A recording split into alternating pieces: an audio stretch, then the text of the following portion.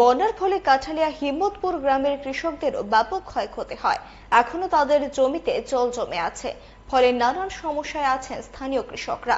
শনিবার সাংবাদিকদের মুখোমুখি হয়ে সরকারি সাহায্যের আর্জি জানান ক্ষতিগ্রস্ত কৃষকরা। যদিও স্থানীয় শাসক দলের নেতারাও এদিন কৃষকদের সাহায্যের জন্য সরকারের কাছে আবেদন রাখেন।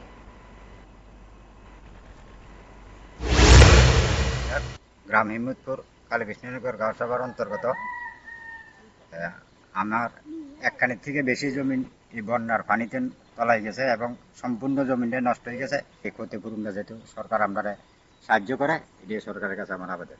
গত বন্যায় যে সারা ত্রিপুরা রাজ্য যেভাবে কৃষকরা ক্ষতিগ্রস্ত হয়েছে, তো আমাদের সারা ত্রিপুরা রাজ্যের যে কিষাণ মোর্চার সকল নেতৃত্বরাই সারা ত্রিপুরা রাজ্যে কৃষকদের এই ক্ষতিপূরণের দাবি করছে।